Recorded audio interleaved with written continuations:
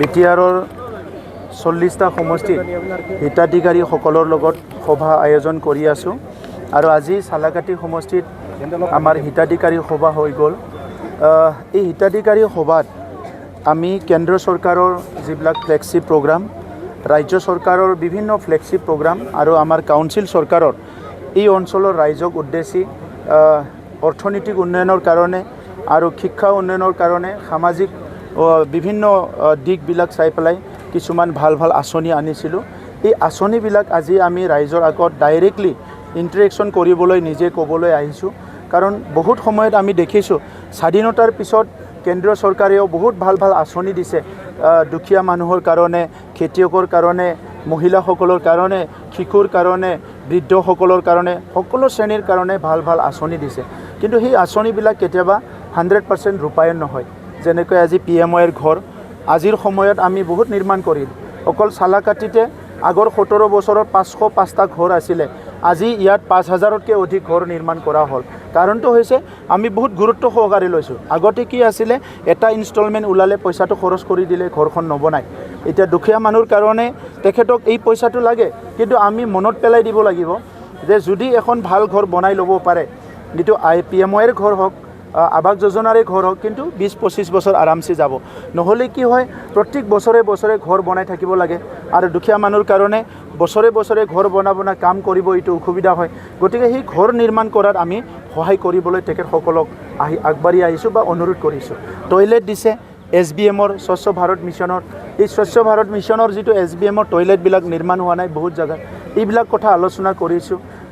খেতিয়কসকলৰ কাৰণে PM কিষাণ আঁচনি আহিছে, আয়ুষ্মান আহিছে। প্ৰত্যেকটো আঁচনি কেন্দ্ৰীয় চৰকাৰৰ বহুত সুন্দৰ আঁচনি।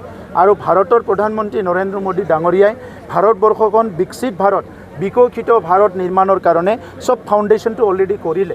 এতিয়া আমাৰ দায়িত্ব আছে যে তেখেতৰ যিটো মনোভাৱ, তেখেতৰ যিটো দূৰদৰ্শিতা, এই আঁচনিবিলাক আমাৰ ইয়াত ৰূপায়ণ কৰিব লাগিব। মুখ্যমন্ত্ৰী ডাঙৰীয়াই অসমখন পিছত ৰাখিব বিচৰা নাই, ভাৰতৰ উন্নত ৰাজ্যৰ ভিতৰত এখন কৰিব বিচাৰিছে। গতিকে যি আঁচনি দিছে এই আঁচনিবিলাক 100% ৰূপায়ণ হ'ব লাগিব। আৰু আমাৰ বড়োলেণ্ড অঞ্চলত 30-40 বছৰ অস্থিৰতাৰ কাৰণে, সংগ্ৰামৰ কাৰণে, বিভিন্ন কাৰণত ইয়াত উন্নয়নবিলাক হোৱা নাছিলে। আজি আমি শান্তি ঘূৰি অহাৰ পিছত আমি সকলোৱে ক্ষিপ্ৰতাৰে সেই উন্নয়নটো লৈ যাবৰ কাৰণে কাউন্সিলত যিখিনি টকা আহিছে, এই টকাবিলাক আমি লাইভলিহুড মিছনত আনিছোঁ।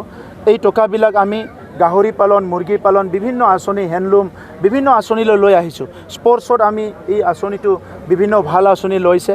মই ধন্যবাদ দিব লাগিব প্ৰধানমন্ত্ৰী ডাঙৰীয়াক।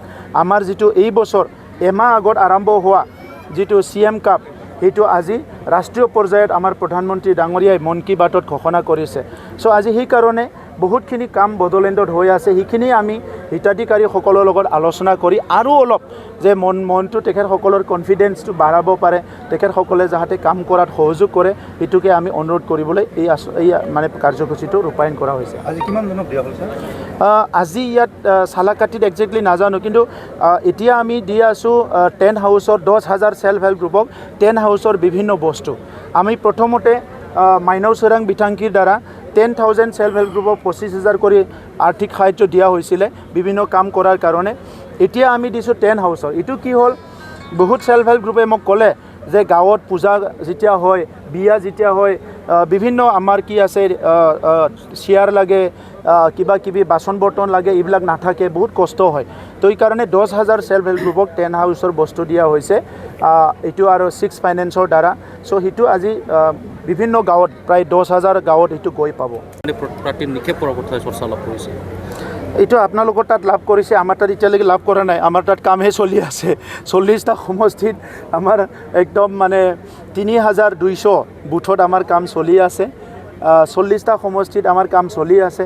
সুন্দৰ এক সে বাৰকাৰ এক, চব সমষ্টিতে আমাৰ কাৰ্যকৰ্তা ৱাৰ্কাৰবিলাক ৰাইজৰ লগত আছে, বহুত উৎফুল্লিত হৈ পেলাই কাম কৰি আছে। এইটো ভাল কথা। চালাকাটিত এতিয়া পৰিৱেশ আমাৰ বহুত ভাল। এখেতসকলৰ 2-3 বাৰ জিকি পেলাই MCL এজন, কেতিয়াবা EMO হ'ল, কিন্তু কাম কৰিবলৈ পৰা নাই, সেইটো ৰাইজে দেখিছে। সেইকাৰণে দলে বলে চব জনগোষ্ঠী ওলাই আহিছে। Thank you. চাওক, সেইটো ৰঞ্জিত দাস ডাঙৰীয়া দীঘলীয়া এটা ৰাজনীতি এক্সপিৰিয়েঞ্চ আছে। তেখেতে কিবা এটা চিন্তা কৰি কৈছে, গতিকে তেখেতৰ ওপৰত মই একো কমেণ্ট নকৰোঁ।